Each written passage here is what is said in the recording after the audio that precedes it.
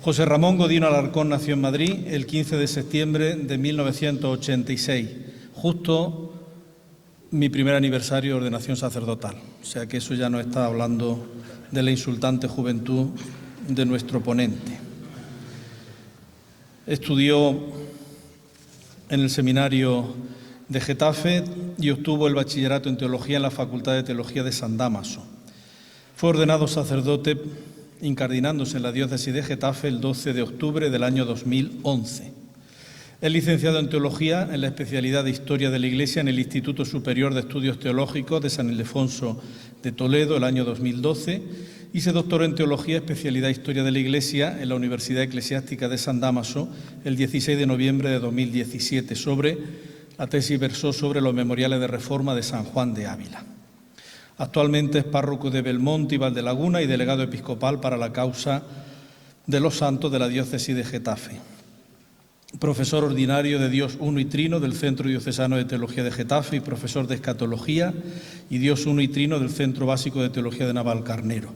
Forma parte también de la Comisión Diocesana de Patrimonio y es profesor en la Universidad Eclesiástica de San Dámaso. Completa su perfil intelectual, formativo y pastoral su devoción por el Atlético de Madrid, que estará contento, pero lo de anoche no te haga ilusiones, que lo de anoche... Hay aquí alguno más de los tuyos, hay por ahí alguno más, ahí está uno que es malísimo, el Suso. Entre sus publicaciones podemos señalar varios libros.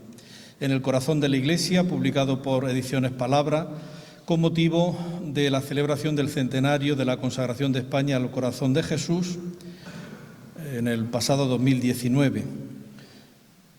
Siendo coautor también Alberto Rollo Mejía, publicó Sacerdotes que dejaron huella en el siglo XX y luego tiene publicada también su tesis doctoral, Los memoriales de reforma de San Juan de Ávila, fuentes de inspiración y análisis histórico y teológico, por el Servicio de Publicaciones de la Universidad Eclesiástica de San Dámaso.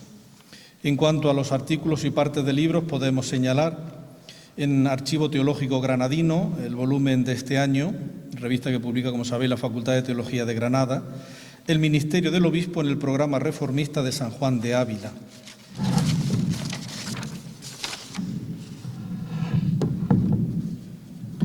Tres formas distintas de expresar la misma idea.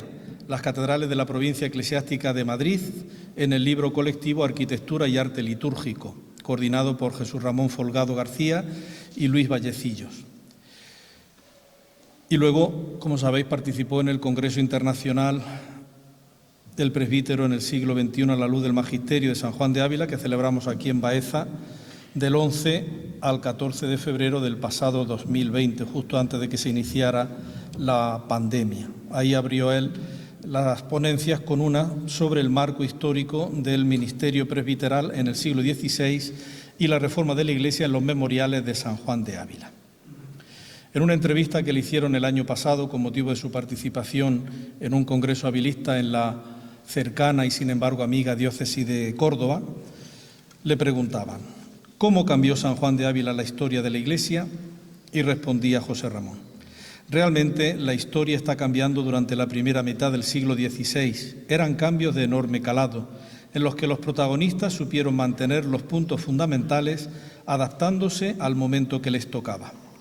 En el caso de San Juan de Ávila, él vio con claridad que los cambios que había vivido la Iglesia en España a finales del siglo XV y principios del XVI se podían proponer como ejemplo para toda la Iglesia, ayudando en el proceso de reforma, especialmente en los sacerdotes seculares. Su forma de afrontar los problemas de la Iglesia fue la de proponer soluciones prácticas y realistas, por lo que le debemos mucho. Pues vamos a ver con su ponencia, que tiene el título preguntando: caminar juntos, lo que San Juan de Ávila pensó que era la renovación pastoral, si nuestro santo patrón puede seguir hoy en día iluminándonos en ese proceso de conversión pastoral y sinodalidad en el que estamos inmersos. Es que yo no sé esto cómo se va. Lo sujeto así.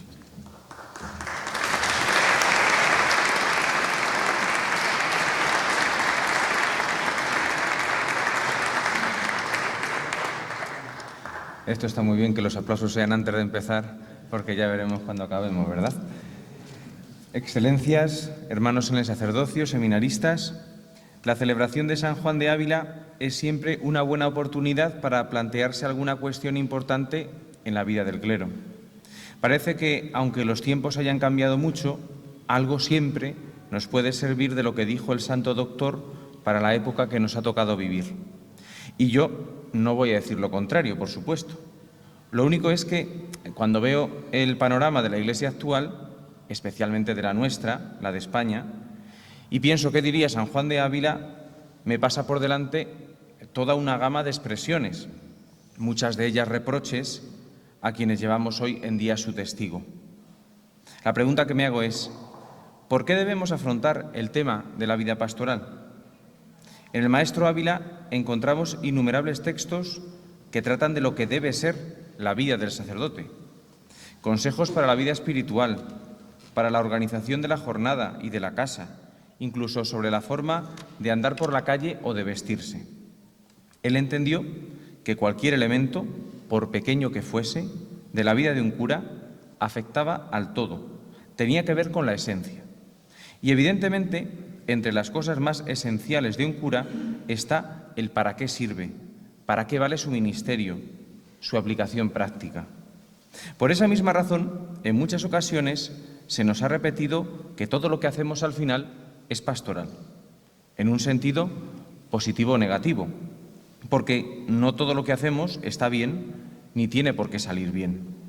El problema es que hoy por hoy las perspectivas son sombrías, tanto porque no llegamos a ser suficientes en ningún sitio, como por el dolor que supone que muchas veces, por más que se quiera, poco podemos hacer porque para la gente de la calle muchas veces somos innecesarios. Y entonces se plantea el concepto que seguro quita el sueño a muchos obispos, a lo mejor a usted también, don Sebastián, el de hacer ajustes. La formación de unidades pastorales más grandes es la realidad de todas las diócesis de Europa y ninguna se va a escapar. Es el resultado de un largo proceso que muchos de vosotros habéis vivido, en el que después de haber puesto parches se llega a ver que ya no se puede sujetar ni mantener lo que se tenía. En nuestros días es muy común que un sacerdote atienda un buen número de parroquias y que para ello cuente con numerosos agentes pastorales. Pero cada día es más difícil cubrir una vacante cuando un sacerdote muere o se jubila, y la situación es cada vez más perentoria. Las diócesis, tienen la obligación de ofrecer una planificación fiable y uniforme del futuro, y por ello tienen que promover procesos siguiendo la terminología utilizada por el Papa. La gracia de este concepto es que uno sabe cómo empieza la cosa, pero deja en manos de Dios el resultado, porque no se sabe cómo puede acabar. Parece bastante claro que para que llegue a buen puerto el trabajo no puede ser cosa únicamente del obispo ni de sus colaboradores, sino que tiene que contar con el presbiterio y el pueblo fiel. Pero en el obispo recae la dirección del proceso, puesto que, como señaló en 1565 San Juan de Ávila al Sínodo de Toledo, empezando por el propio estilo de vida, continuando por la propia forma de gobierno y terminando por la forma del transmitirlo al clero, ponentes modum suis excessibus errata corrigan subditorum. Traduciendo, corrigiéndose en sus defectos, pueden así corregir los defectos de sus fieles. Para el Santo Maestro, la reforma tenía que entrar por los ojos y por ello puso mucho empeño en que la forma de vida del obispo fuera el referente de la vida cristiana de su diócesis. En este momento, por muy creativos que queramos ser, tendremos que recordar al obispo las mismas palabras que de San Clemente recoge el Santo Doctor al hablar a los prelados acomodaticios. Y abro comillas. Al igual que Cristo es para ellos un estorbo, ellos son un estorbo para sus súbditos laicos. Como os podéis imaginar, esto no debe ser nada fácil. Por eso debe hacerse con tiempo suficiente, sin precipitarse, porque lo peor que puede suceder es que surgiera una propuesta que luego quedara obsoleta en unos pocos años. Para la realización de estos procesos, si queremos que sean auténticamente gestos de comunión, debemos perseguir la unidad. Unidad ante todo de corazón, lo que se define como conciencia eclesial. Pero, afinando con las palabras del Santo Doctor, esta unidad debe manifestarse visiblemente y eso exige de nosotros fidelidad a lo que hemos recibido. En 1551, uno de los problemas más importantes a los que tenía que hacer frente la Iglesia fue la homogeneización litúrgica, que el Concilio de Trento consagraría posteriormente. Ávila sugirió con claridad, y abro comillas, las ceremonias de la misa es bien que sea de una misma manera en toda la clerecía. Lo uno, porque no parece haya provecho en la diversidad, y cuando no lo hay, no nos debemos apartar de la unidad, que es madre de la paz. Lo otro, porque yendo un clérigo donde hay diversas ceremonias de las suyas, él recibe, y también los oyentes, sin sabor con la novedad de las ceremonias. Por si fuera poco, además, se debe contar con que las realidades de una diócesis son numerosas y que no es lo mismo hablar de zonas urbanas o zonas rurales, un problema que ya se dio de alguna manera en época de San Juan de Ávila, como veremos en un momento. La necesidad actual nos aboca a zonas pastorales rurales muy extensas, con relativamente poca población, y zonas urbanas más concentradas, pero que demandan un mayor número de clérigos para su atención. En ambos casos, el gran problema es el de la movilidad de los fieles, que suelen moverse para casi todo, menos para ir a la iglesia. No es un problema legal, tampoco se puede arreglar con un decreto. Es una situación que pone a prueba la sinodalidad, el camino que nos presenta la Iglesia. Las estructuras legales solo están en función del desarrollo pastoral. Es aquí donde podemos buscar la ayuda de San Juan de Ávila. Un primer punto que me gustaría tratar es el de unir fuerzas, estar con la gente, inspirar a la gente para que crea.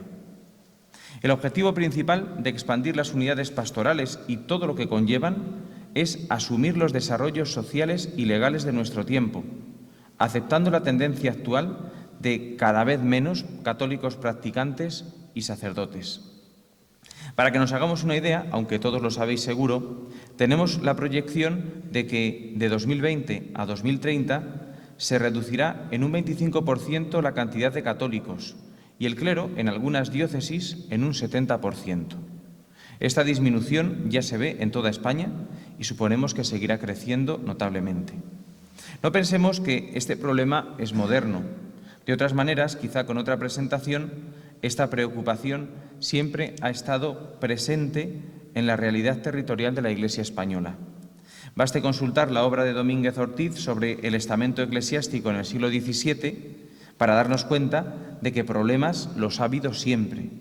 Y uno no pequeño ha sido siempre el de la distribución de los clérigos y las relaciones entre ellos.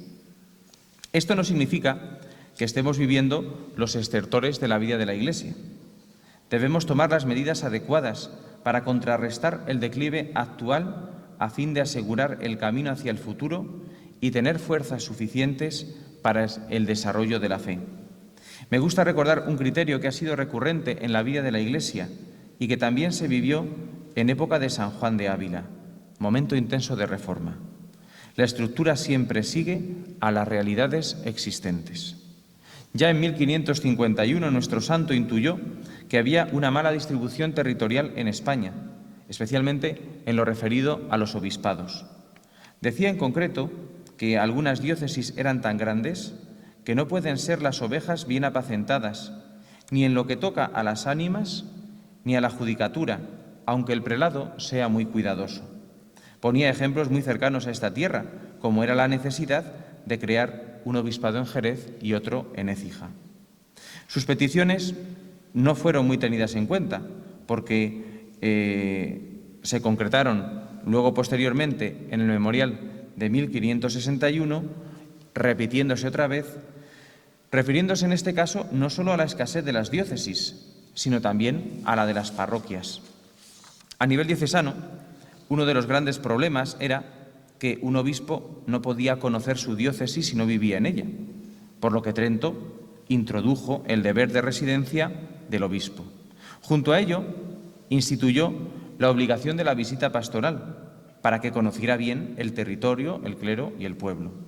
El problema era que si una diócesis era muy extensa, difícilmente podría siquiera visitar al menos una vez cada parroquia. Ávila pidió que cada ciudad tuviera su obispo, porque si en la Iglesia antigua, en la que los pastores y los fieles eran mucho mejores, era ya mucho el trabajo, con más razón en su tiempo, en el que habían decaído las costumbres y el nivel de los pastores, la atención tenía que ser mucho más directa. Respecto, hace 500 años, no creo que hayamos mejorado mucho en ese sentido. Y podemos decir que las reestructuraciones venideras vayan en ese sentido. No podemos multiplicar el número de obispos o el número de párrocos, pero sí que podemos pedir que unos y otros en el futuro recuerden estas palabras del Santo Doctor. Lleno está de lazos y dificultades el negocio de aprovechar ánimas, y no tiene poco que sudar quien a cargo las tiene, si ha de cumplir con su obligación.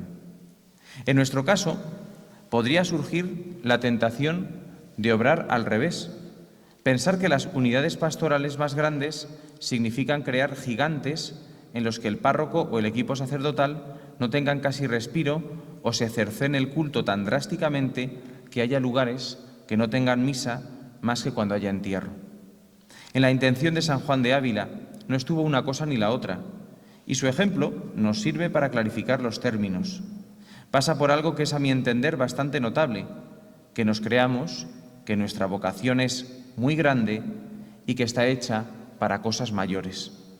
Los cambios que se avecinan siempre siguen un desarrollo que se ha ido configurando durante años, y tenemos la esperanza de que afrontarlo con decisión sirva para que las futuras fuerzas se agrupen y que los sacerdotes puedan seguir dedicándose a configurar la vida comunitaria y no se vean arrollados por otras ocupaciones necesarias, pero no esenciales.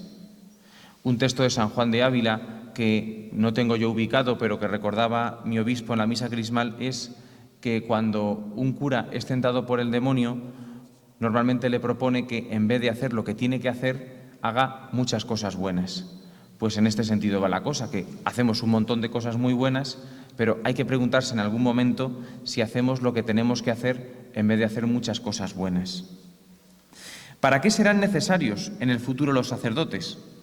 Para lo mismo que eran en el siglo XVI, esto es, para decir misa, confesar y dar catequesis.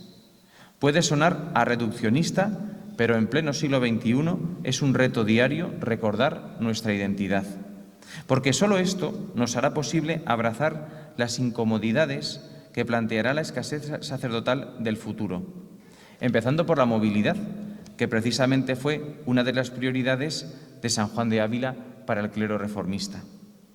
En este punto, es importante que las nuevas propuestas pastorales y de organización del territorio no sirvan únicamente para cambiar lo antiguo y generar un problema de mayores dimensiones.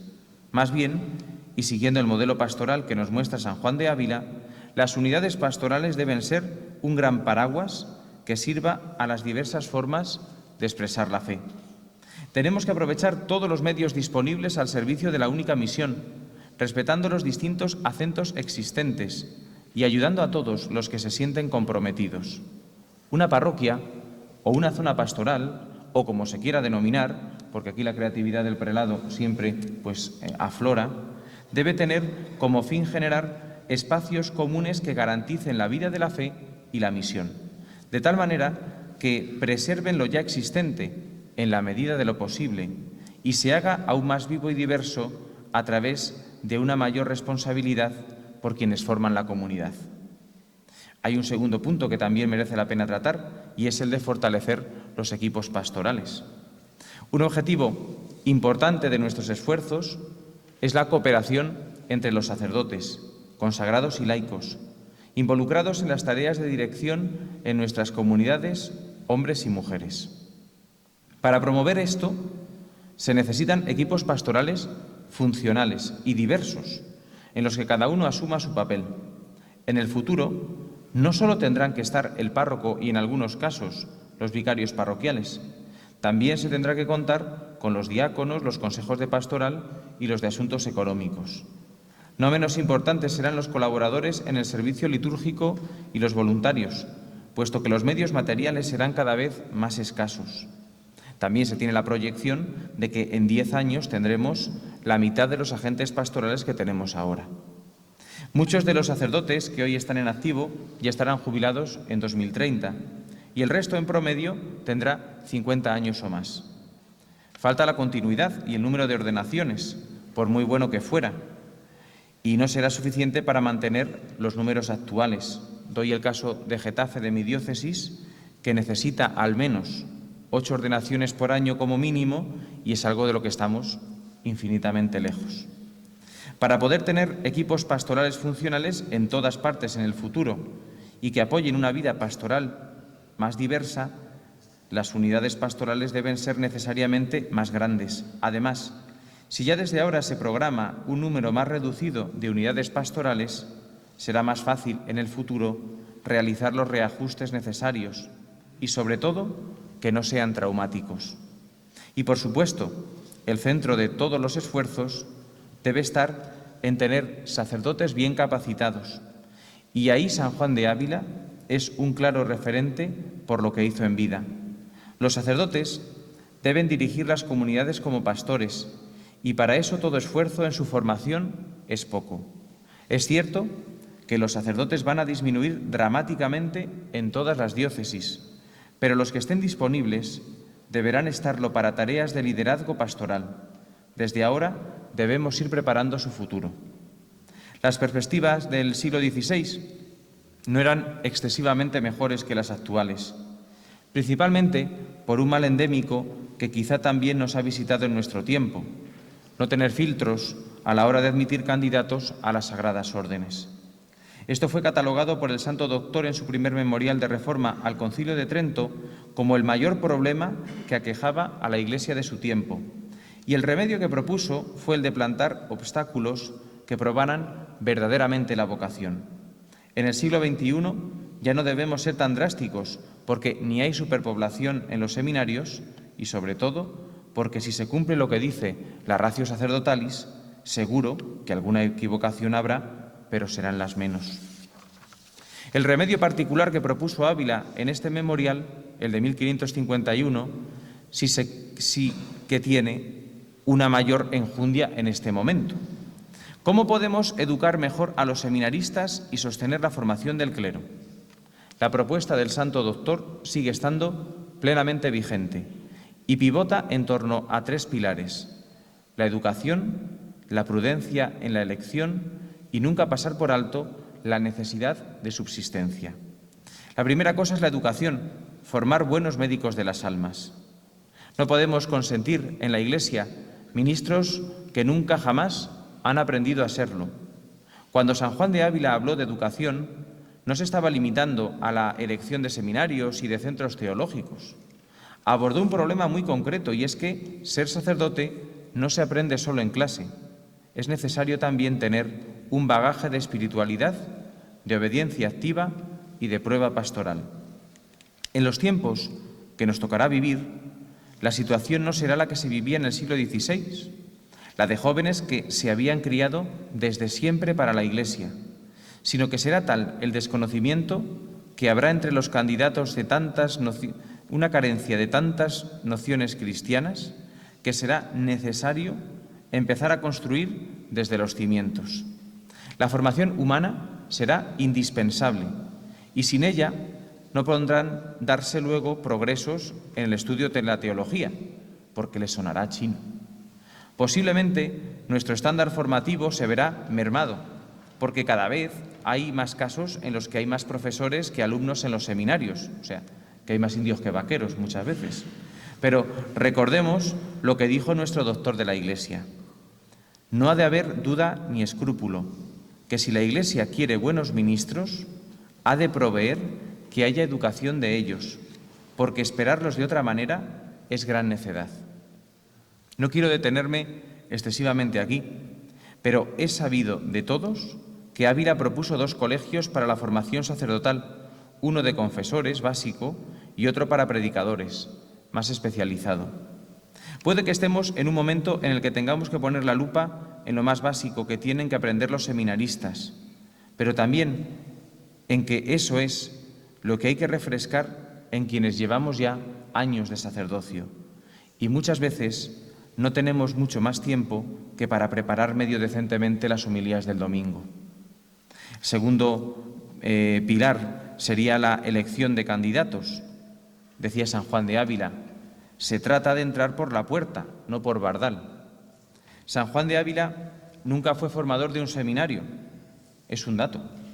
No sabemos muy bien cómo hubiera respondido si hubiera aceptado ser obispo o si hubiera sido superior en un seminario, pero intuyo que habría vivido esos ministerios como una pesada carga.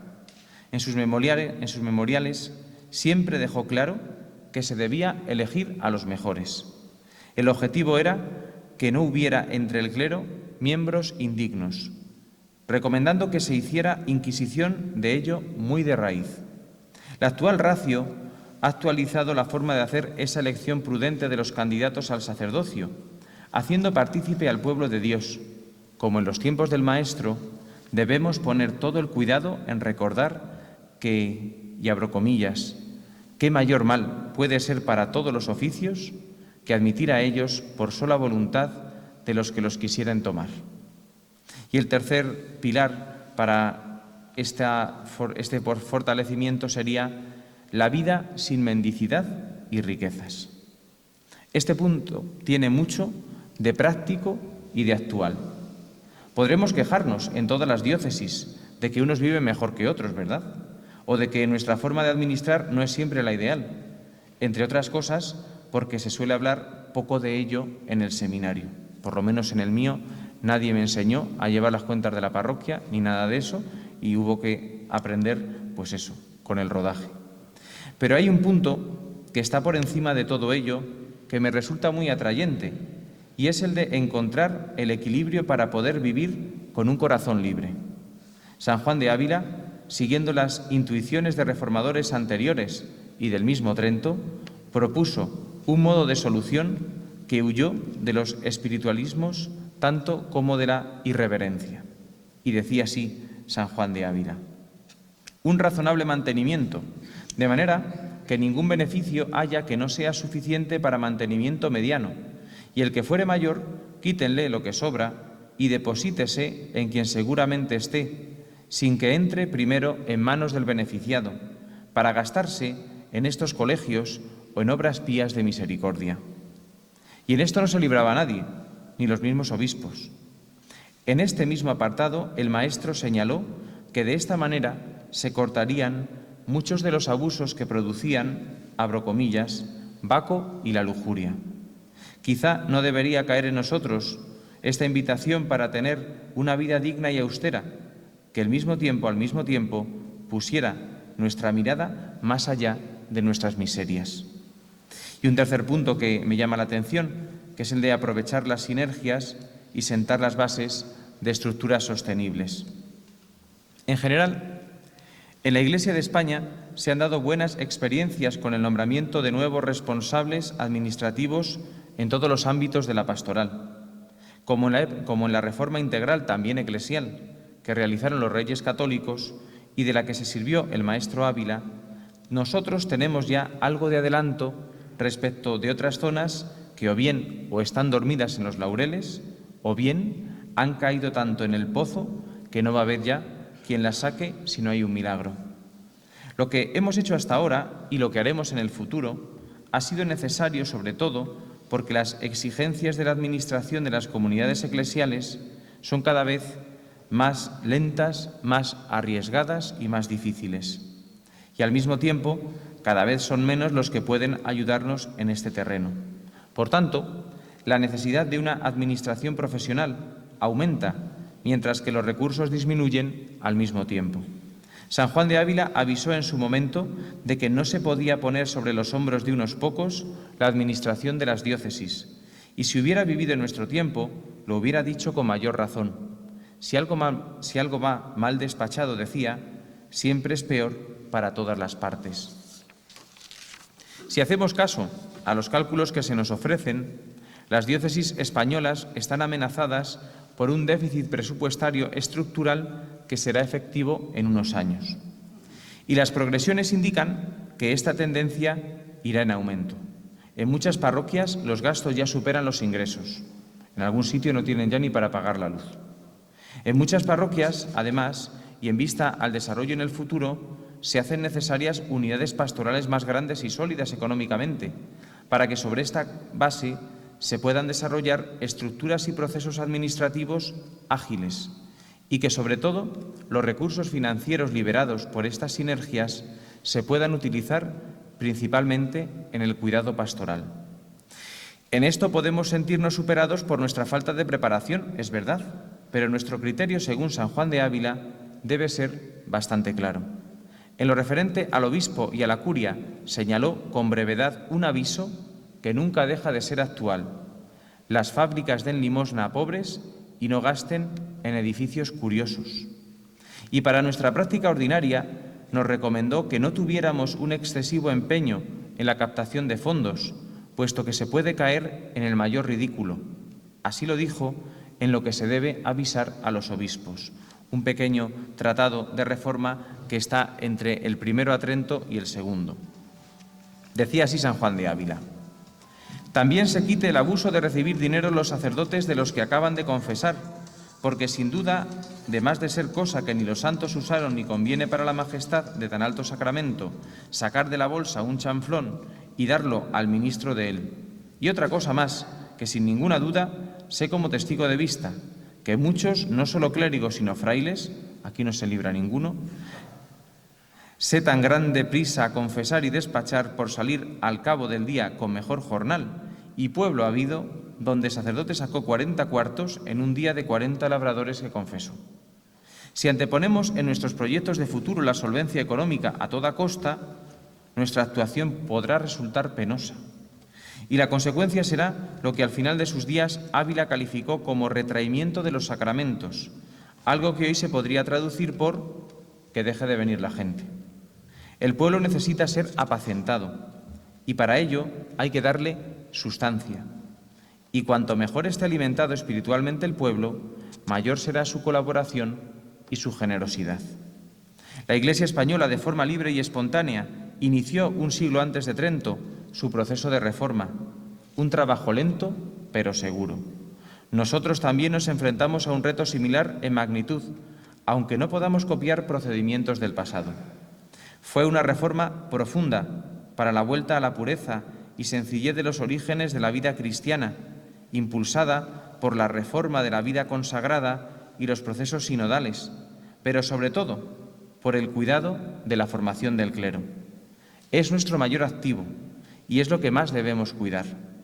No es para nada clericalista decir que si los curas están bien, aumentarán las vocaciones, la predicación será mejor y aumentará la participación de los laicos.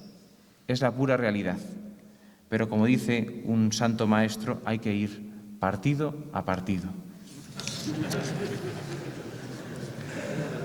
Un último apunte nos puede servir para clarificar el tiempo que estamos viviendo y los cambios que nos pide, siguiendo el ejemplo abilista. Su época no fue buena para la Iglesia simplemente porque había más santos, iba más gente a misa, o porque los seminarios estuvieran llenos cuando se crearon, sino porque en medio de una crisis global, la misma Iglesia reunida en Trento fue a lo esencial: recuperar la olvidada dimensión pastoral de la Iglesia y manifestar un espíritu de claridad y luminosidad hacia el único objetivo que merecía y merece la pena: la salvación de las almas. Esto supuso una revolución de la que San Juan de Ávila y muchos otros fueron protagonistas. Nuestra tarea es, en este momento, ser revolucionarios poniéndonos en una perspectiva pastoral, redefiniendo que la razón de ser del clero, nuestra tarea pastoral, es el cuidado espiritual de los fieles. Muchas gracias.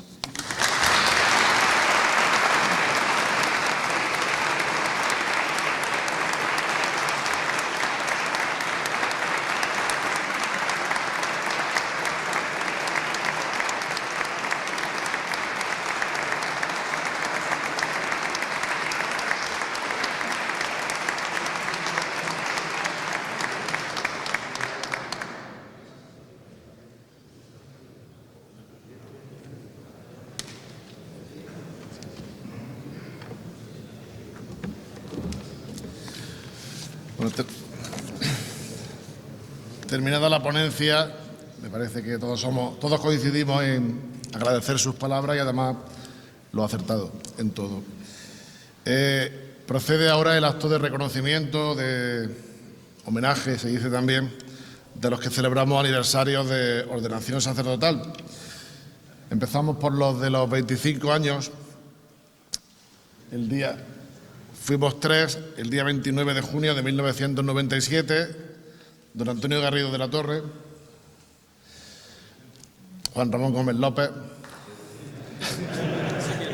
es decir, yo mismo, y don Pedro José Martínez Robles, que no ha podido venir porque ayer precisamente dio positivo en COVID.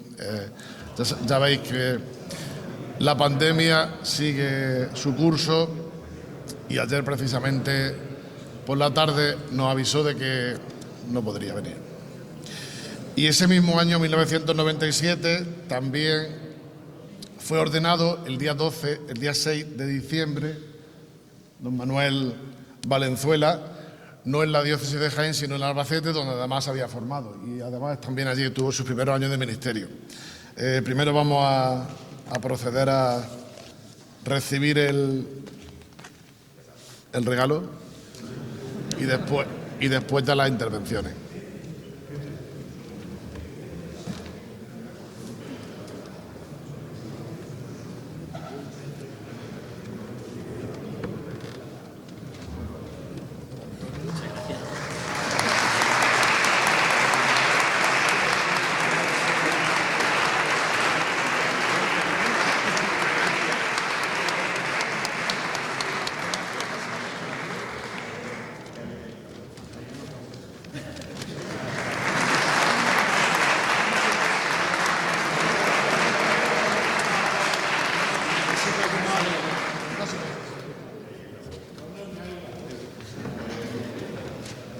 Enseñen el regalo. Sorpresa. No, enseñen el regalo. Para mí, sobre todo, una sorpresa. Si queremos verlo.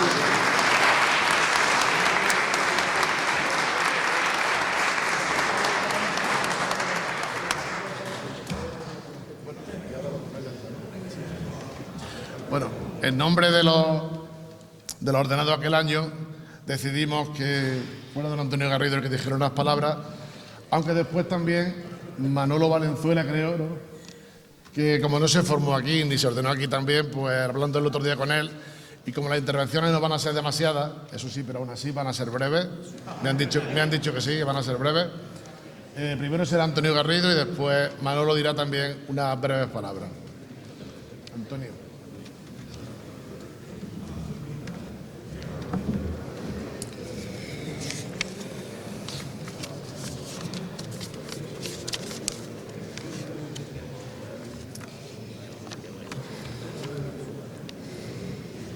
Señores obispos, don Sebastián, don Amadeo, querido Juan Ramón, querido Manolo, queridos hermanos homenajeados en el aniversario sacerdotal, queridos seminaristas, hermanos sacerdotes. Bueno, en primer lugar, esto tenía que haberlo dicho Juan Ramón, que además quedamos expresamente en que iba a ser Juan Ramón el que iba a hablar en nombre de los tres, pero resulta que, bueno, como lo tenemos de speaker y de moderador del acto, ya me pidió que por favor ya las dijera yo, pero bueno, aquí estamos. Me gustaría que estas palabras de agradecimiento por los 25 años de sacerdocio se resumieran en una frase que todos los que estamos aquí hemos repetido cientos y hasta miles de veces. Te damos gracias, Señor, porque nos haces dignos de servirte en tu presencia. Esta expresión de la segunda plegaria eucarística es conmovedora. A Juan Ramón, a Pedro y a un servidor, el Señor nos eligió para servirlo en el sacerdocio, y cuando muchos miran el sacerdocio pensando sobre todo en su renuncia, en realidad es un auténtico privilegio poder colaborar con Cristo de esta forma, tan de cerca. No creo que se pueda aspirar a algo superior en esta vida más que a ser sacerdote. Si todo cristiano es seguidor de Cristo en el camino de la vida, ser sacerdote es tener una comunión íntima con aquel que nos ha llamado a su servicio, a través de la entrega a los hermanos. El obispo que nos ordenó, don Santiago García Aracil, que en paz descanse, decía que cuando uno entraba en el seminario él decía la sospecha. A mí ese término siempre me pareció un poco en plan detective. Pero bueno, él decía que cuando uno entraba en el seminario, uno tenía la sospecha, la intuición de que Jesús lo llamaba para ser sacerdote. Y que era precisamente en el momento de la ordenación, cuando la Iglesia ratificaba en nombre de Dios, que realmente esa sospecha dejaba de ser sospecha y ya era una certeza. Bueno, hace 25 años de aquella confirmación de la sospecha. Hace 25 años de aquella confirmación de nuestra vocación. El Señor nos llamó para servirlo en su presencia. Por eso, ante todo y sobre todo, le damos gracias a Dios de todo corazón por este derroche de amor incondicional y gratuito que tuvo con nosotros al hacernos sus sacerdotes. Nuestras vidas no tienen sentido sin Él y Él nos sigue conduciendo día tras día. Le damos gracias también a Dios por todos los instrumentos, por todas las personas que ha puesto en nuestro camino para llamarnos a su servicio. Especialmente destacamos los obispos con los que hemos desarrollado nuestro ministerio. Don Santiago, que está en la presencia del Padre, don Ramón del Hoyo, don Amadeo y ahora don Sebastián. El ministerio de la vocación entrelaza acontecimientos, personas y circunstancias que Dios usa como instrumentos para llamarnos a estar junto a Él, para elegirnos como sacerdotes. Gracias a nuestros padres. El padre de Juan Ramón y el mío ya están en la presencia del Señor. Gracias por nuestros hermanos, por nuestras familias. Somos lo que somos por nuestras raíces en Arjonilla, en Cazorla y en Villacarrillo. El bondadoso Papa Juan XXIII, el día que cumplió 50 años de edad, escribió una carta dirigida a sus padres en la que decía: «Queridos padres, a vosotros os debo la vida. Desde que salí de la casa he leído muchos libros y he aprendido muchas cosas. Pero lo que aprendí junto a vosotros en la casa es ahora lo más precioso e importante. Es lo que sostiene y da vida y calor a todas las demás cosas que hago. Por tanto, gracias a nuestra familia, gracias a nuestro seminario. A mediados de septiembre de 1990 ingresábamos en primero un grupo de 10 jóvenes que fueron recibidos por nuestro querido don Juan García Carrillo, al que le tenemos especial afecto y que dejó con su presencia una importante impronta en nuestra formación sacerdotal. También fueron nuestros formadores don Manuel Peña, que cumple 65 años de ordenación y al que le tenemos también un afecto especial. Nosotros, Juan Ramón, inauguramos el Manuel Aranda, ese centro de orientación vocacional que en el año 1989 empezaba sus pasos precisamente de la mano de don Manuel Peña, de este bendito sacerdote. También nuestro director espiritual primero fue don Pedro Cámara, que en paz descanse. Posteriormente fue nombrado también vicerrector nuestro querido don Francisco de la Torre, que también con su enseñanza en las clases y después también con su presencia nos ayudó mucho en nuestro camino vocacional. Y en nuestro último curso, en quinto, fuimos, pues se renovó el equipo de formadores que estuvo encabezado por don Manuel Ruiz Carrero. En aquellos años que recordamos con mucho cariño se hizo patente lo que dice el evangelista. Jesús llamó a sus discípulos para que estuvieran con Él. Fueron años de discernimiento, de alegría, de ideales, de convivencia con los compañeros, unos años que nos han dejado una profunda huella y que marcaron nuestra forma de ser sacerdotes. Fueron años bonitos, no exentos de problemas, de dificultades, pero años centrados en lo que tiene que estar centrado un seminario, que es en la oración, en el estudio y en la convivencia. Podría contar alguna batallita de aquellos 5 años que estuvimos en el Seminario Diocesano de Jaén, pero no quiero aburriros en exceso. Muchos de los que aquí estáis coincidimos, fuimos compañeros de curso y dentro del seminario, y desde aquellos años se forjaron lazos de compañerismo y de amistad. Comenzamos en el pabellón, en el año 1990, donde hoy está la sede de Proyecto Hombre, y en el cuarto curso nos trasladamos al actual edificio del seminario, que fue inaugurado muy solemnemente por el nuncio. ¿Os acordáis, verdad? Pues aquel fue mi seminario, como el nombre de la revista que por entonces realizábamos. Podríamos contar muchas batallitas, pero en fin, con algunos lo he comentado en la sacristía, pero no es plan. En aquel seminario entramos los tres, Pedro, Juan Ramón y yo, con 18 años, con nuestro COU recién acabado. Y salimos a ampliar estudios, Juan Ramón a Granada, Pedro a Salamanca y un servidor a Valencia. Y el día de San Pedro de 1997 fuimos ordenados los tres en nuestra catedral de Jaén. Un año antes se ordenaron los compañeros de nuestro curso, Miguel José Cano y Juan Antonio Marín, y posteriormente, que ya luego pues cumplirá sus bodas de plata, nuestro compañero Francisco Carrasco. El otro compañero ordenado de nuestro curso, José Martos, se quedó por el camino, dejó el ministerio. En estos 25 años hemos sido conscientes de que es el Señor quien nos ha hecho dignos de servirle en su presencia, como decía al principio. Esa dignidad, ese honor, esa alegría de ser llamado a su servicio, lo da el Señor. Nosotros, por nuestros méritos, poco podríamos aportar. Somos conscientes de nuestras limitaciones, del barro del que las que están compuestas nuestras pobres vasijas. Conocemos nuestros fallos y nuestras debilidades, pero hemos intentado servirle como mejor hemos sabido y podido, con ilusión y con alegría, esparciendo generosamente la semilla del Evangelio en el campo de los pueblos en los que hemos ejercido nuestro ministerio. Villacarrillo, Belmez de la Moraleda, Solera, Ibro, Alcaudete y Alcalá la Real en el caso de Juan Ramón, Jimena y Albanchez, Jaén y Torre del Campo en el caso de Pedro, Marmolejo, Cambil, Arbuniel, Andújar, Jaén y Villacarrillo, en mi caso, dan fe de nuestro sacerdocio en el que hemos intentado siempre, a pesar de nuestros fallos, ser transparencia de Cristo, buen pastor.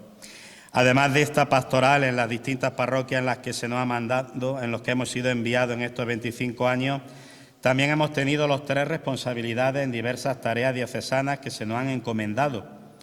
Pedro José en la Vicaría Judicial y en el Tribunal Eclesiástico, Juan Ramón en la Delegación del Clero y servidor en la Vicaría Episcopal en el ámbito de la comunicación y también con la formación de los seglares en el CETEP y en el seminario. Hemos servido y queremos seguir sirviendo siempre al Señor en su presencia a través de la disponibilidad con nuestros hermanos, a través del servicio a nuestras comunidades parroquiales. Cuando uno hace balance de los pueblos por los que ha pasado y de las tareas que ha desarrollado en estos 25 años, aparecen rostros concretos, nombres concretos de personas que han colaborado en esta hermosa tarea de anunciar el Evangelio de Cristo. No me resigno, como dicen algunos, y ante los sombríos nubarrones que también nuestro ponente nos ha explicado, no me resigno a ser una expresión que me hizo reflexionar mucho y además de una forma muy profunda. No me resigno a ser administrador de la decadencia de nuestra Iglesia actual. Lo siento, no me resigno. En nuestras circunstancias actuales, sin caer en la nostalgia, ni mucho menos en triunfalismo, porque no estamos para tirar cohetes, vivimos la realidad queriendo ver en cada dificultad no un obstáculo, sino un reto que tenemos que afrontar con pasión, y esa pasión procede del Señor. Queremos, con un realismo lleno de esperanza, seguir siendo discípulos del Maestro, seguidores de aquel que ha dado y da siempre plenitud y felicidad a nuestras vidas como curas. Gracias.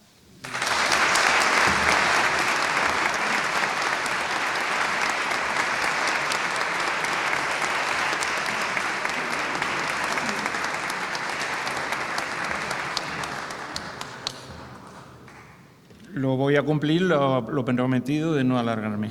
Entonces, quiero dar gracias. Comparto y asumo todo lo que hay en común.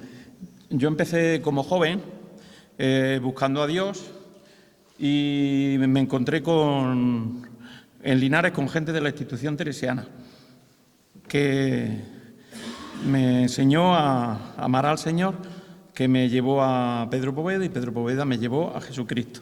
De manera que me identifique plenamente con ese proyecto de Pedro Poveda de ser sacerdote de Cristo para toda la vida. Entonces me fui a colaborar como voluntario joven a un proyecto en la Sierra de Segura, en Albacete, Yeste y Aldea y toda la zona aquella, y llegó un momento que decidí, el Señor me llamó a dar el paso a seguirle para toda la vida. Como yo no sabía mucho de dónde tenía que ir y todo aquello, pregunté y me ofrecieron la posibilidad de quedarme en Albacete. Y hubo una persona que me dijo, aquí vas a estar bien y es bueno que te quedes aquí. Allí estaba don Victorio Oliver, que para mí ha sido la persona que me ha enseñado, para mí lo tengo como el pastor bueno que me enseñó pues, a querer a la gente y con el que me identificaba totalmente.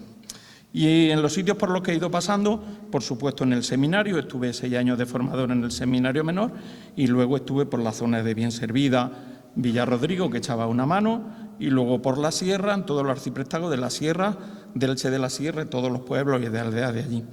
Y hubo personas a las que yo quiero agradecerle hoy al Señor que los pusiera en mi vida, que me ayudaran mucho a configurarme con ese estilo de pastor y de sacerdote. José Agustín, el cura de Yeste, el día que me ordené, me regaló una foto de un paisaje de allí y me dijo, ponía en la foto, que nunca se te olvide el camino que conduce a los pobres. Ellos te necesitan y necesitan la fuerza del Evangelio. Y yo eso lo he tenido siempre presente y he intentado practicarlo siempre que he podido. Y una persona, hay algunas mujeres que a mí me han ayudado muchísimo a ser sacerdote, entre ellas María Gavilán, una teresiana de Higuera de Arjona, que para mí es una santa mujer, que me marcó muchísimo y que me ha ayudado siempre muchísimo. Y luego cuando estuve en Albacete, ya en los años en los que salía también a hacer labores pastorales, me mandaron a Las 600, que es un barrio de la periferia de Albacete, y allí conocía a una hija de la Caridad, Sor Inmaculada, que la gente de Las 600 le llamaban la Macu, porque esa fue la que realmente me llevó y me metió en la casa de los pobres y me ayudó a querer a los pobres. Entonces yo siempre estoy dando gracias por ellos, porque a mí me han configurado mucho como persona y como sacerdote y como estilo de vida. Y bueno, allí vamos. Y lo último es que ha ido apareciendo la enfermedad en algunos momentos de mi vida. Muchas veces me pongo delante del Señor, delante de la cruz, y me quedo allí y pido ayuda. Señor, ¿qué hago? Y entonces Él me dice, ¿no me ves? Toma tu cruz de cada día y sígueme. Y otra cosa que estoy aprendiendo, que para subir hay que bajar. Y estoy aceptando lo que el Señor me va poniendo cada día en mi vida. En este momento pues le pido muchas fuerzas para poder seguir siendo fiel y seguir haciendo lo que puedo, y en ningún momento busco ponerme de protagonista de nada, sino simplemente el poder seguir, ser fiel hasta el final, para lo cual me está ayudando muchísimo, y lo tengo que decir aquí públicamente. María me hablaba de mi primo que estaba en Ecuador, que yo no tardé en conocerlo hasta que él volvió.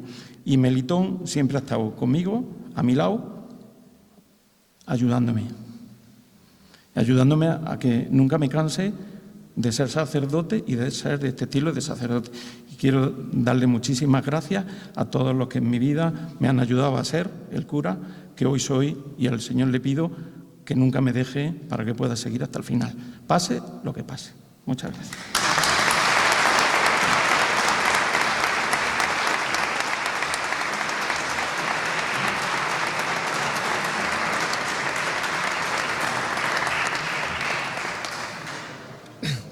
Muy bien, pues ahora recordamos y felicitamos a los que cumplen los 50 años, bodas de oro. El día 15 de octubre de 1972, éramos muy pequeños nosotros, fue ordenado don Manuel Carmona García, que no ha podido venir porque tenía un viaje previsto y está de viaje. No se dio cuenta y está de viaje hoy. Después, el día 29 de junio de 1972, fue ordenado don Tomás Rivas Ayuso, y el 20 de mayo de 1972 también don Manuel Antonio Llévenes, trinitario, que también está aquí delante, así que podéis pasar.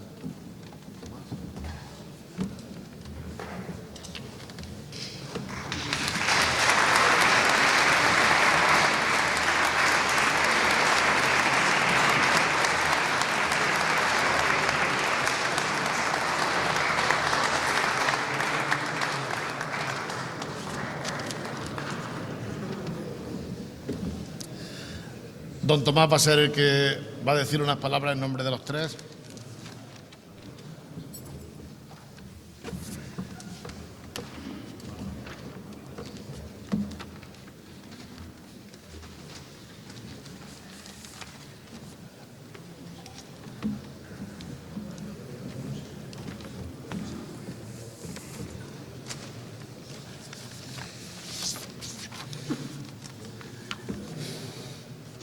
Después de...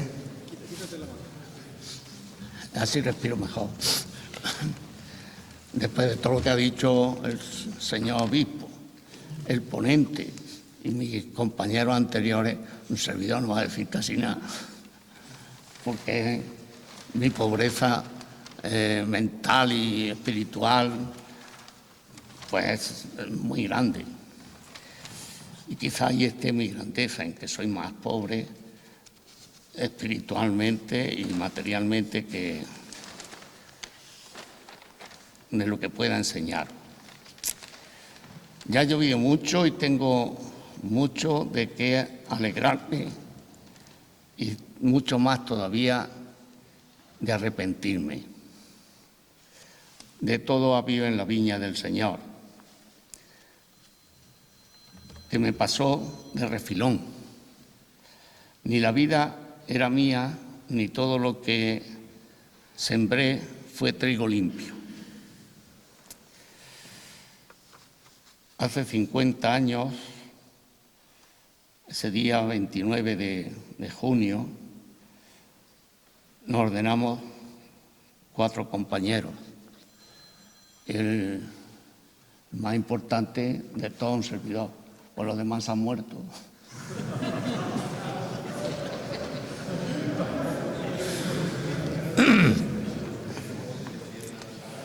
Por desgracia, algunos de ellos lo dejaron y otros pues simplemente han muerto por enfermedad. Y yo, que tengo muchas enfermedades, pues resulta que, incluido el cáncer, pues lo supero por la gracia de Dios y por la oración de mucha gente.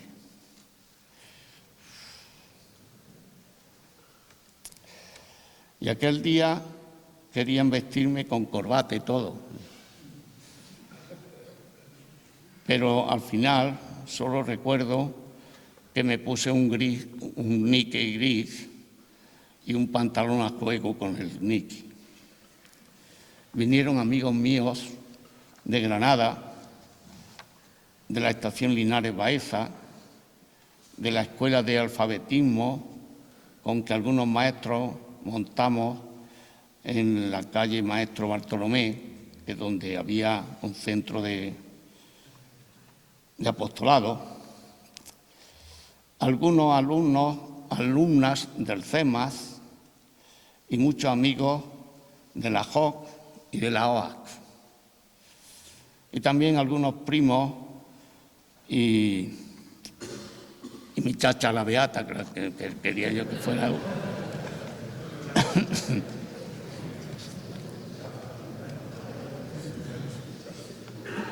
El amigo Melitón la conoce.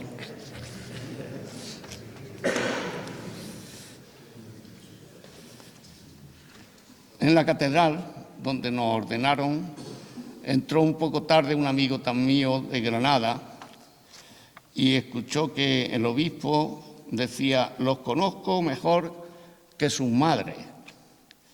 Y el pobre no creo que me conociera, porque no pensábamos dentro de la catolicidad, ni mucho menos lo mismo, aquel obispo que nos ordenó. La verdad es que apenas se acuerdo de aquella ceremonia a la que tantas veces había ayudado como acólito, y solo me impresionó cuando nos tumbamos en el suelo.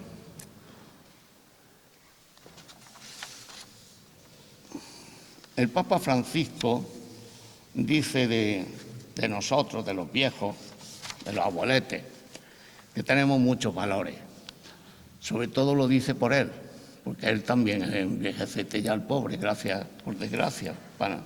Para mí, que soy un fan suyo, estoy contentísimo con el Señor y con el Espíritu que nos lo ha traído después de tantos papas que uno ha conocido, unos mejores que otros, claro, pero como este, ninguno.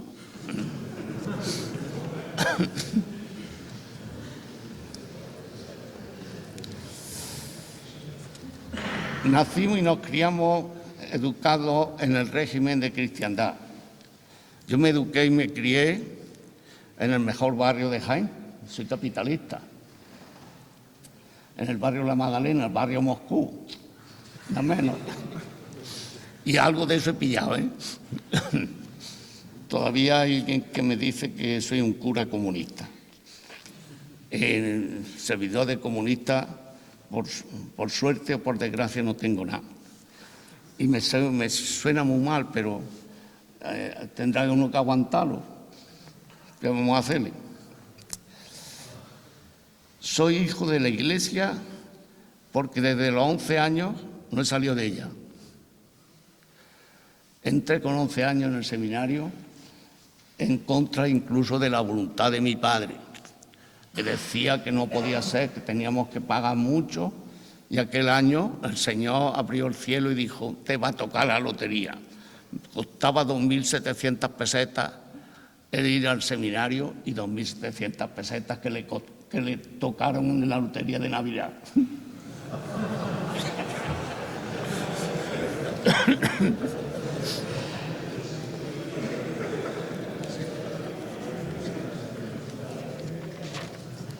Estaba claro que el Señor me quería cura. Aunque al final, cuando terminamos los estudios en Granada, pues tuve un tropezón enorme con la Santa Jerarquía que decía que yo me había equivocado de camino. Después de estar 12 años allí, resulta que me había equivocado. Y me lo dicen a los 12 años, que lo podían haber dicho el primer día.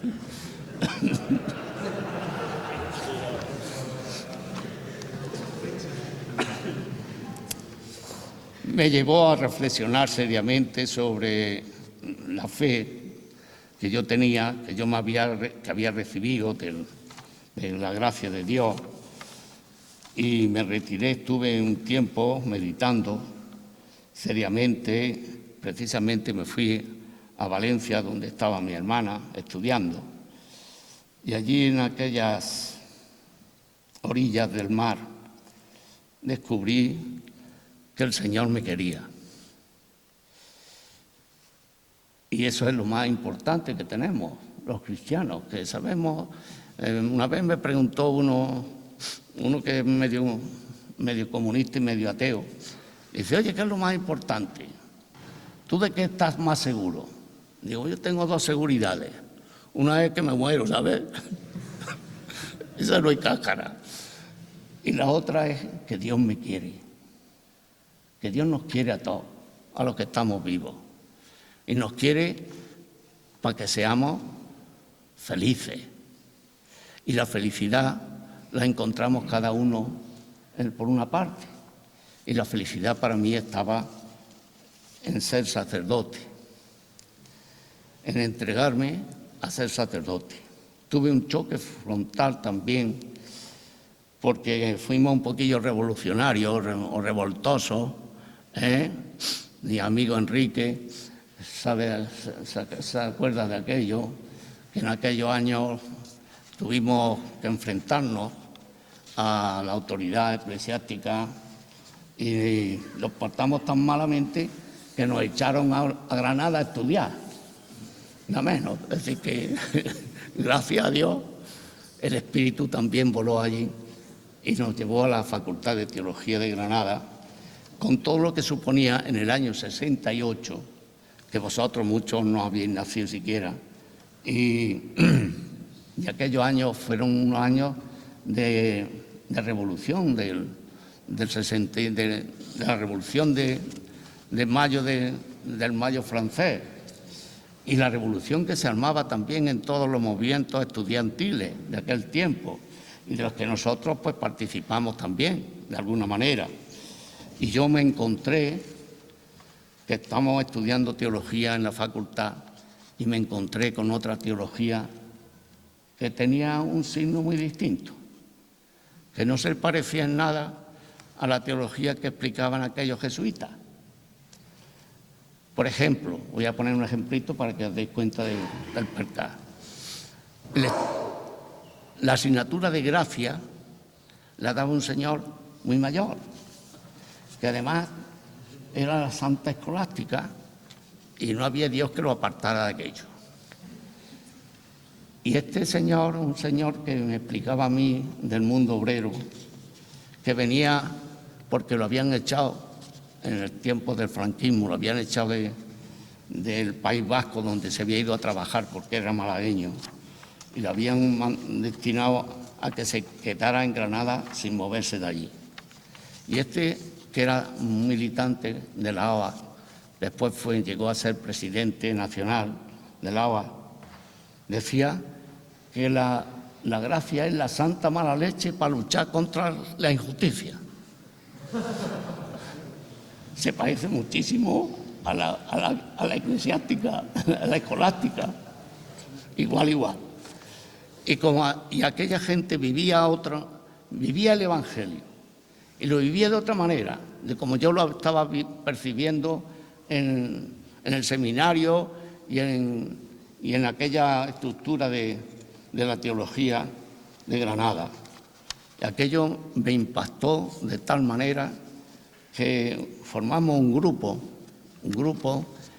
en el que hoy quizá no ha venido, pero que todavía sigue siendo sacerdote, don Juan José Juárez, con otros 4 o 5. De ellos no hemos quedado nada más que los 2.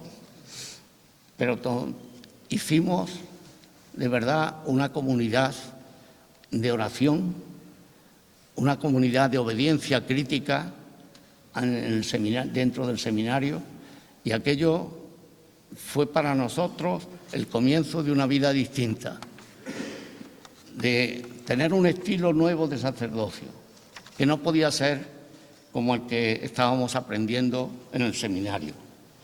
Y además nos tropezamos también con sacerdotes de la pastoral obrera, o mejor, sacerdotes obreros, como era Antonio Quitián, que mi compañero que tenía que estar aquí, el pobre no ha podido venir, también estuvo con él trabajando.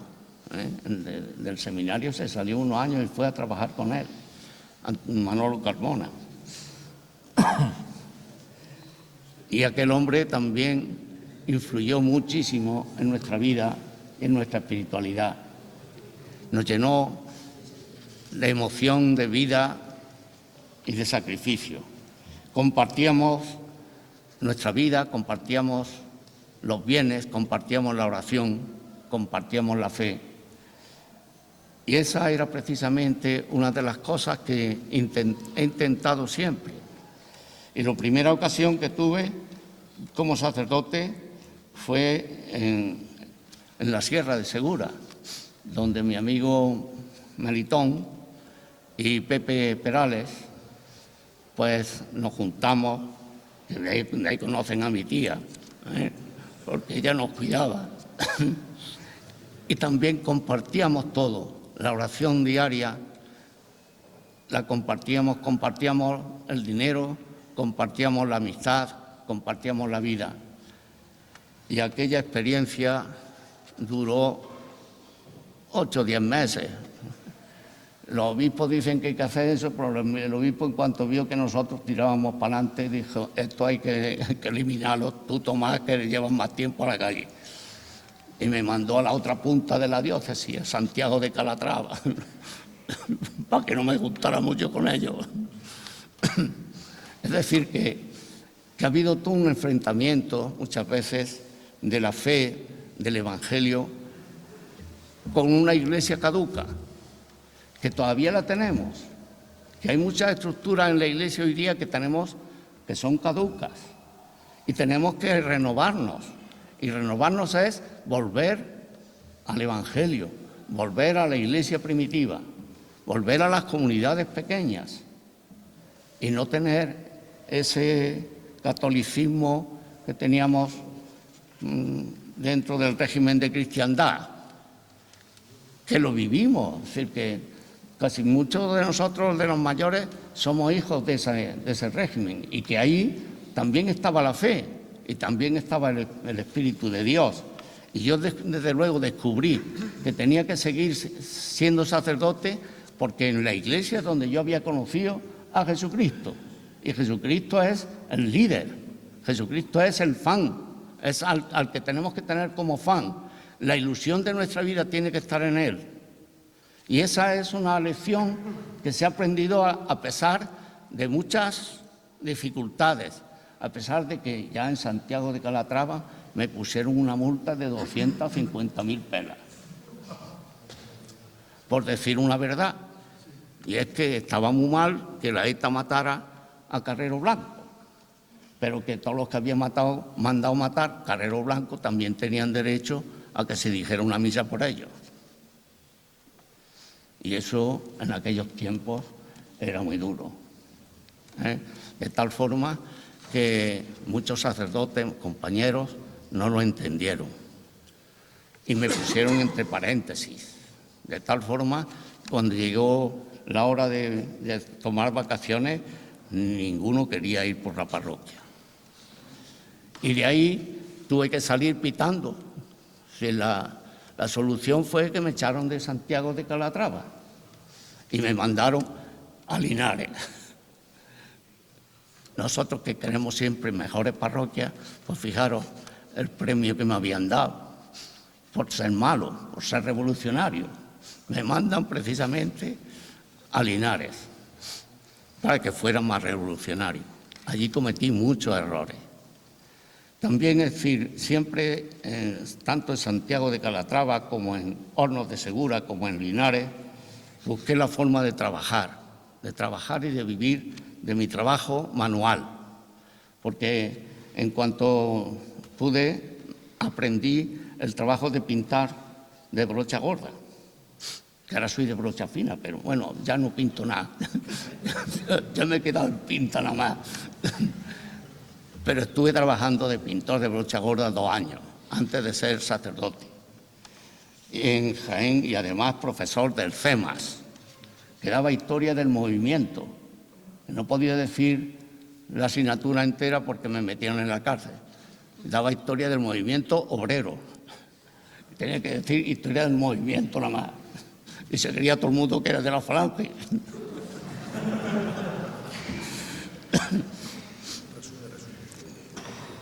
Todo esto ha hecho que mi experiencia sea una vivencia profunda de lo que es el seguimiento de Cristo, porque cuando he sido perseguido me he dado cuenta de que ahí también las bienaventuranzas funcionan. Me he sentido con la cruz, porque es la señal del cristiano, y cuando hay persecución sabes que ahí, y cuando hay cruz, no de esas que vienen que te ha venido un cáncer, no, sino una cruz que tú sabes que si te metes por ese lado te van a pegar palos hasta en el cielo de la boca. Y sabes tú que esa cruz es lo que tienes que hacer porque es lo que te pide el Señor en ese momento. Tú sabes que cuando viene la cruz, ahí está el Señor, ahí está el camino. Y eso es una cosa que tenemos que aprender en la Iglesia los sacerdotes, que tenemos que ir con la cruz para adelante. No quiero decir muchas más cosas porque soy demasiado malo. Que vaya a aprender las cosas malas, no las voy a decir.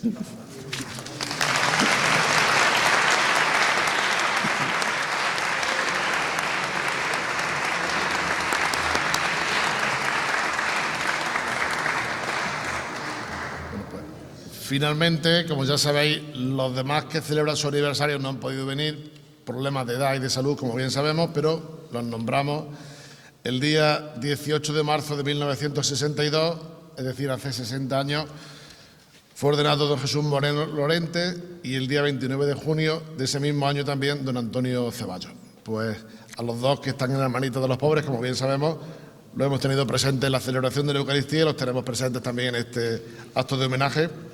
A ellos también le haremos llegar sus regalos y nos privamos de sus palabras, pero bueno. Y después, celebran sus 65 años, el día 29 de junio del año 1957, fueron ordenados don Tomás Colmenero, don Luis María Juárez, ya se ha hecho referencia a él, y como también hemos hecho referencia a don Manuel Peña. Los tres, como sabemos, también por circunstancias de salud y de edad no pueden estar presentes, pero a ellos los tenemos presentes también en este día. Vamos por último, a mostrar el regalo para que no sea una incógnita.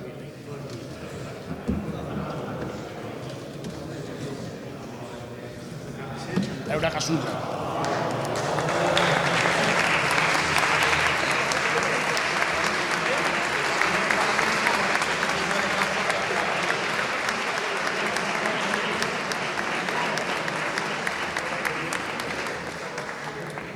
Me dice el vicario general que expliquemos qué es el anagrama de San Juan de Ávila.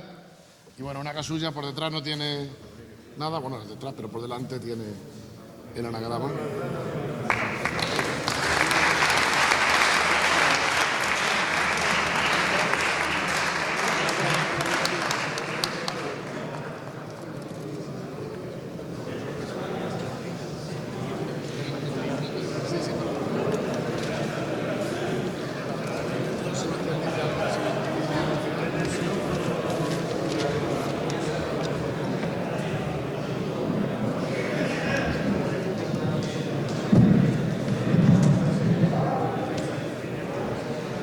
Muy bien, yo creo que ya es hora de meterle algo al cuerpo porque hemos metido la Eucaristía, pero ahora necesitamos también otro alimento.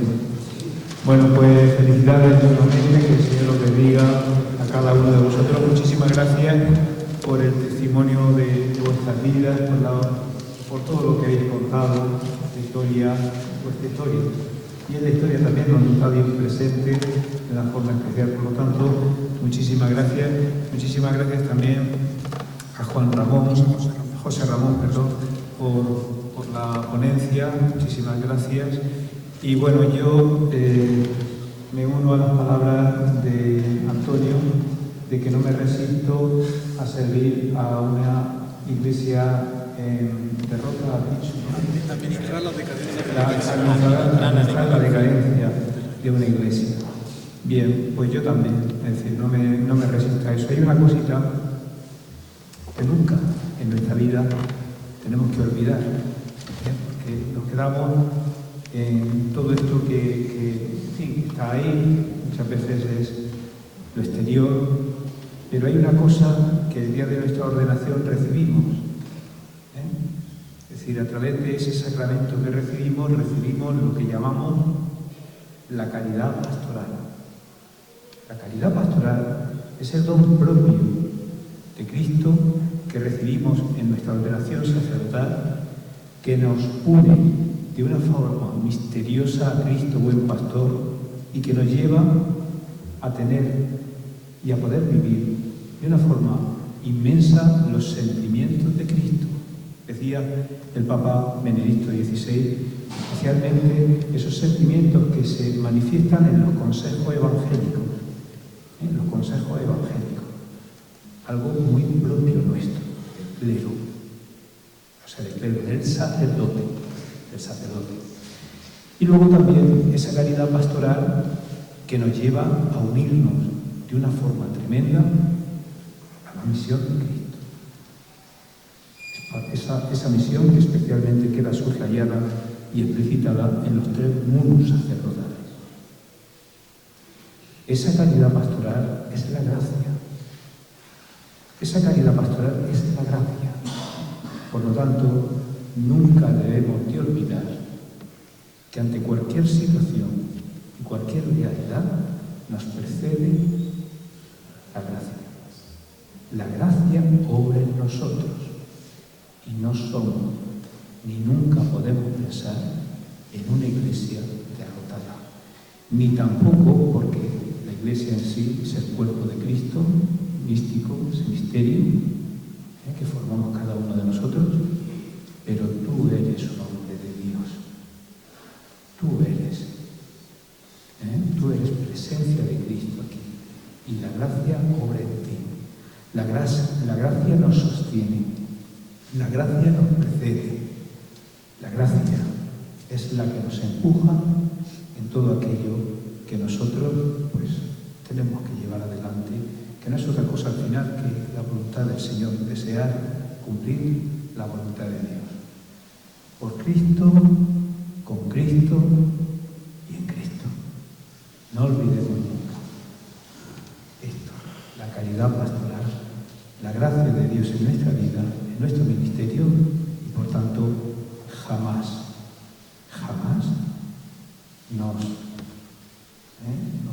arrastrar por cualquier tipo de decadencia, porque Cristo ya ha vencido, ya ha vencido. Es verdad que los frutos a lo mejor no los vemos nosotros, pero ya los recogerán otros. Nosotros al final lo que tenemos que hacer es intentar no estorbarle mucho al Señor, que eso sí es verdad. Deseemos no estorbarle mucho al Señor y desear ser buenos o buenas herramientas para que esa gracia alcance pues, al mundo y por tanto ayudemos a la salvación de las almas. Como así deseaba de una forma tan tremenda San Juan de Ávila. Hermanos, hasta aquí hemos llegado. Ahora seguimos con